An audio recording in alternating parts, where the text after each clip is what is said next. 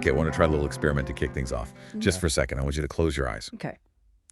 Now, visualize your childhood home. Yeah. You can probably see the front door, right? The color of the paint, maybe that weird stain on the carpet. It's instant. Oh, yeah, totally. We are such visual creatures. We document everything in JPEGs. Yeah. Our memories are basically curated by our camera rolls. Exactly. But now, keep your eyes closed and try to hear that house. Can you hear the specific hum of the old refrigerator? Mm-hmm. The way the floorboards creaked in the hallway, or the sound of rain on that specific roof? It's much harder. It's kind of ghostly. But when you do catch a thread of it, wow, it hits you right in the gut. It does. Audio triggers memory in a way that photos just, they can't touch it. And that is the gap we are stepping into today. We're doing a deep dive into the world of field recording. Right. And I want to be clear right off the bat. We're not just talking about Foley artists smashing watermelons to make, horror movie sound. Yeah. And we aren't just talking about bird watchers trying to catch a rare owl call, though. That is definitely part of it. It's so much broader than that. We're working from this really comprehensive guide by Mr. that treats field recording not just as a technical skill, but more like a philosophy. A philosophy? Yeah, it's about taking the studio out into the wild. It's about adventure. It's about the evolution of technology. And honestly, it's about a radical shift in how we perceive the world around us. So we're going to trace this whole arc from, the 1920s, where capturing sound meant hauling literal tons of equipment into the Deep South, all the way to today, where the technology is so small it's practically invisible. But the mission, looking at the source material, the core mission seems to be exactly the same. And what's that? It really is. Whether it's 1925 or 2025, the goal is capturing sound memory. Sound memory, I like that. It's about preserving the reality of a culture or an ecosystem or just a fleeting moment before it vanishes forever. It's treating the noise of a factory or the chatter of a marketplace as a cultural archive. It's as valuable as a history book. Exactly. So let's rewind. Let's go back to that era of heavy lifting. Yeah. We have to start with the absolute titan of this movement, Alan Lomax. But he wouldn't have called himself a field recordist back then, right? In the 20s and 30s. No, the term didn't really exist. He was a folklore gatherer. Okay. Lomax is legendary because he understood that American music, the blues, folk songs, the chain gang chants, it was all just evaporating. Right. He realized that if someone didn't go out there and physically catch these sounds, the radio is going to come along and just homogenize everything. And when we say go out there, we don't mean he hopped on a plane with a laptop and a USB mic. The logistics of this were a nightmare. Nightmare is the right word. By the 1950s, Lomax was using these Ampex tape recorders. Right. Now, for the time, these machines were technological marvels, but they were beasts. We're talking about equipment that weighed dozens of kilograms. Just for the recorder. Just for the recorder. The recorder was a massive metal box, but the real killer was the power supply. Ah, right. I'm guessing there were no lightweight lithium-ion batteries in 1950. Definitely not. Lomax essentially had to turn his car into a mobile studio. The whole car? The whole car. The trunk was absolutely packed with the recorder, the magnetic tape, miles of cables, and this is the kicker, often a gas-powered generator. Wait, a generator? That creates this massive irony, doesn't it? A huge one. You're trying to record a quiet, intimate folk song on a front porch. But to power the microphone, you have to run a loud, gas-guzzling generator. That was the constant battle. He'd have to park the car way down the road, run hundreds of feet of heavy cable through woods or up muddy driveways. Just to get away from the noise of his own gear. Just to get the mic far enough away from the mechanical noise of the recording equipment itself. It was a physical ordeal just to get 5 minutes of good audio. But there's a philosophical point with Lomax that I found really compelling in the notes. He wasn't trying to get a clean studio take. If a dog barked or dishes clattered in the kitchen, he kept it. Yes, that is a crucial distinction. In a commercial studio, you want isolation. You want the signal and absolutely zero noise. Lomax believed the noise was the signal. The noise was the signal. He felt that the background sounds, people laughing, the rhythm of work, the ambient environment that represented the reality of the culture. So if you strip away the background noise, you're basically sterilizing history. Precisely. He was capturing the atmosphere, not just the notes. He wanted you to hear the room, the heat, the life happening around the music. And that philosophy really set the stage for everything that came later, even as the gear got, significantly better. Speaking of gear getting better, We hit a major turning point in the 1960s. Enter the Nagra. The Nagra. It's the Holy Grail. It's a Swiss-made recorder that became the absolute industry standard for film and journalism. I can picture it. Yeah, if you picture a reporter in a movie from the 60s with that silver box slung over their shoulder, that's a Nagra. And it was portable. Battery-powered, portable, and built like a tank. That portability must have changed the game completely. It liberated the recordist from the car. It did. And this is where we see this fascinating pivot in who was doing the recording. In the 60s and 70s, you start seeing actual rock stars. Right. People who made their living being loud on stage, suddenly fleeing the spotlight to record nature. It's a strange pattern, isn't it? It is. You have musicians who spent their lives amplifying sound, suddenly becoming obsessed with the quiet nuance of the natural world. They went from stadiums to silence. And Bernie Krause is the prime example here. This is a guy who was a synthesizer player for the Birds and the Doors. I mean, deep in the Hollywood music machine. And he walked away from it all to record pure nature. But the interesting thing is, Krause brought his musical ear with him. He didn't just hear birds tweeting. He developed this concept he called biophony. Biophony. This is such a cool idea. The idea that nature isn't just random noise. Right. Krause argues that a healthy ecosystem sounds like an orchestra. It's organized. In an undisturbed forest, insects might take the high frequencies, birds take the mid-range, and mammals take the low end. They evolve to occupy different frequency niches so they don't drown each other out. So if you look at a spectrogram, a visual map of the sound, a healthy forest actually looks like a composed piece of music. Exactly. And if an ecosystem is damaged or stressed, that organization collapses into chaos. So he wasn't just recording birds, he was recording the very structure of life. But even for him, the freedom from the car was, let's say, relative. Oh, yeah. He was still hiking into the wilderness with, 10 to 15 kilograms of lead-acid batteries on his back? I loved his quote about that. He said, "The fear of missing a sound was the only thing that outweighed the physical pain of the hike." That is obsession. That's the drive you need. And he's not the only musician who made that jump. We have to talk about Chris Watson. Yes, formerly of Cabaret Voltaire. An industrial experimental electronic band, very mechanical sounding. And then he ends up doing sound for David Attenborough documentaries. It seems like a leap, but think about industrial music. It's all about texture, loops, and rhythms. Nature is all texture. Watson just applied that deep listening to the wild. He is famous for his inhuman patience. I read the story about the falcons. He found a nest and just waited. For days, he'd set up his microphones near the nest and then just sit perfectly still, sometimes starting way before dawn, just to capture the specific sound of the birds waking up. He erased himself from the equation. And Watson was also a bit of a MacGyver, right? He was working in environments that destroy electronics, like the Kalahari Desert. He had to be. When you're recording in the desert, fine sand will destroy a tape mechanism in minutes.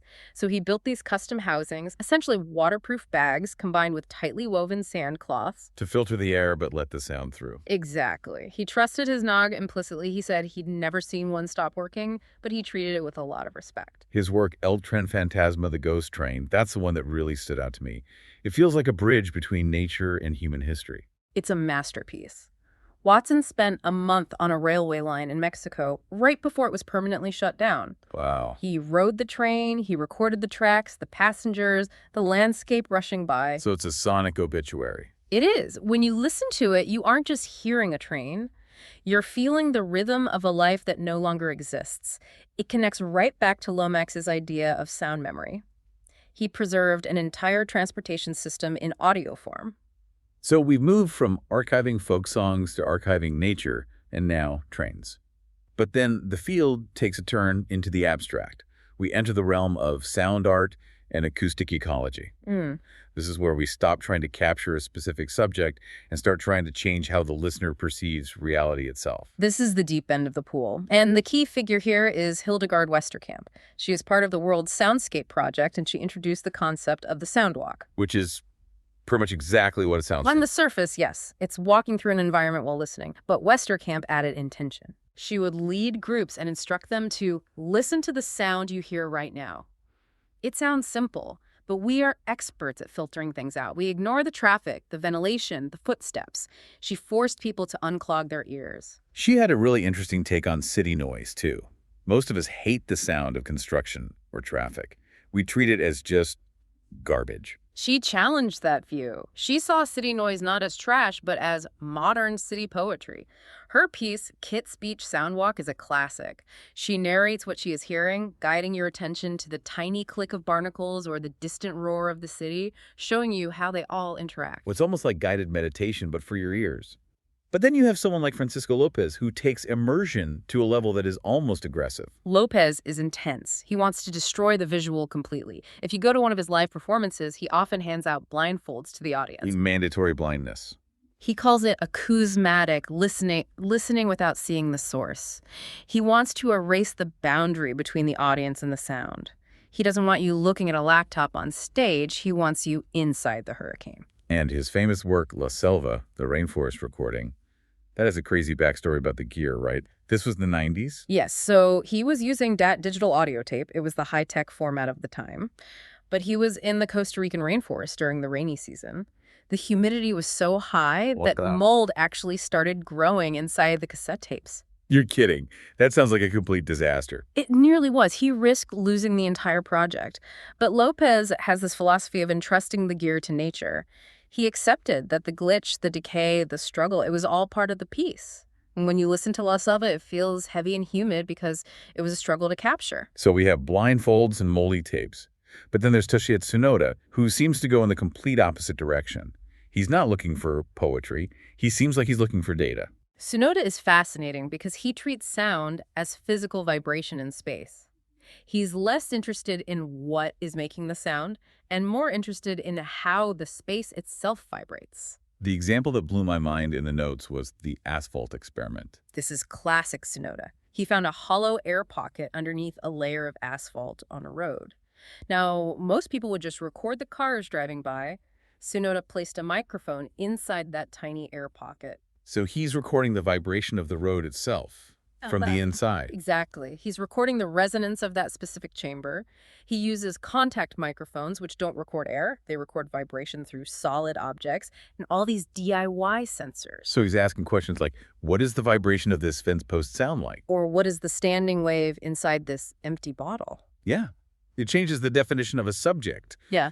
You aren't recording an event, you're recording the hidden architecture of the world. It creates a sound map of things that are completely invisible. It's scientific, but the result is this beautiful, droning, abstract art. Okay, so we've covered the pioneers, the nature recorders, the sound artists. Let's bring this to right now. Because the barrier to entry has completely collapsed. It really has. We don't need generators, we don't need 10 kilos of batteries, and we don't need to build our own microphones. The democratization of field recording is the big story of the last 15 years. And the figure who really embodied this modern era was Ryuichi Sakamoto. The legendary composer. His late work was deeply connected to this, wasn't it? Deeply, especially after the 2011 earthquake and tsunami in Japan, and later his own cancer diagnosis. Sakamoto began to see music, environment, and mortality as inseparable. He started treating sounds as fragments of time. I've listened to his album Async. It's haunting. It's full of these little imperfect noises. And unlike Lomax with his mobile studio, Sakamoto was using handheld recorders, specifically things like the Zoom H2N or the Sony PCM series. These are devices you can buy online for a few $100. He would just carry one in his pocket. Constantly. If he was at a restaurant and liked the sound of the plates, he'd record it. If he was walking in the rain and saw a bucket filling up, he'd record the drips. It wasn't a production. It was a diary. Exactly. That is so inspiring. It validates the idea that the gear matters less than the ear. But for the listener who is thinking, okay, I want to try this, the guide by Mester does give some specific recommendations on where to start. What's the landscape of modern gear look like? It's incredibly accessible. There are basically 3 tiers mentioned in the source material. First, you have the Swiss Army knife tier, which is Zoom. The Zoom H6 is the one you see everywhere, right? The one with the weird-looking mics on top. Yes, and the newer H6 Essential. The magic of Zoom is versatility. They have interchangeable capsules. You can pop off the microphone and put on a shotgun mic or a different stereo mic. It's great for beginners because it does everything decently. And if you want to step up to what the film pros use, then you're looking at sound devices. They have a line called the mix pre. The preamps, the part of the device that amplifies the signal, are whisper quiet. But the killer feature here, and this is a technical leap we need to explain, is 32-bit float recording. Okay, let's unpack that. I see this term everywhere. Why is 32-bit float a game changer for a regular person just trying to record some sounds? Okay, imagine a bucket. In the old days, which is, say, like 5 years ago, if you poured too much water or sound into the bucket, it overflowed. Right. That's digital distortion or clipping. Once it clips, the audio is ruined. It sounds crunchy and terrible. You can't fix it. So if a bird screeched right next to your mic or a train horn blew, the whole take was just trash. Exactly. You have to constantly watch your levels. 32-bit float is like having a bucket that is effectively infinitely tall. Infinitely tall. The dynamic range is so massive that it is mathematically almost impossible to clip. You can record a whisper and a gunshot in the same file without adjusting any knobs and then fix the levels perfectly on your computer later. That is a safety net that Lomax or Krauss would have killed for. Yeah. It just removes the technical anxiety. Completely. You just hit record and listen. And what about the other players? You have Sony, specifically the PCM D100. It's discontinued now, but it's still legendary for its durability and its hi-fi sound quality. And for the ultra-portable, Roland has the RO7 series. And those are tiny. Tiny. They fit in a shirt pocket, and they have Bluetooth, so you can control them from your phone to avoid handling noise from your fingers on the device. So the excuse of it's too hard or it's too heavy, that's gone. Pretty much. Even your smartphone is a starting point, though the microphones aren't great. But with a dedicated recorder, you are hearing the world in high definition. It brings us back to that central question. We have the ability to record everything. We have terabytes of storage. We have 32-bit float. But why? Yeah, it's the sound map concept. The source material asks us to consider. If you moved away from your home tomorrow, what sounds would you miss? Not the sights, the sounds. Yeah. Is it the crosswalk signal? The specific way the wind hits the window? The sound of your partner making coffee? It's about building a sonic diary of your own life. But there is a final provocation in the text that I think is really important to end on. It touches on the ethics of all this capability. Go on. Just because technology allows us to record everything perfectly and discreetly, should we? Right. There's a consent issue here. You aren't just taking a picture, you're taking people's voices. Exactly. When you point a microphone at a stranger or a private conversation or even a sacred ritual, you are taking a piece of that reality. It's a form of capture. And with the ease of digital storage, we risk just becoming hoarders. That's the danger. Are we curating meaning, or are we just filling hard drives with data? The challenge for the new field recordist isn't mastering the buttons on the Zoom H6. It's mastering the intent. But why? Why are you hitting record? What are you trying to save? That's a heavy thought to leave on. It shifts the focus from the how to the why. And that's where the art lies. Well, I'm definitely going to listen to my commute differently today. I might even leave the headphones off for once and just listen to the bus. That's the best way to start. Thanks for joining us on this deep dive into the world of field recording. Go out there, listen closely, and maybe capture a memory or two. See you next time.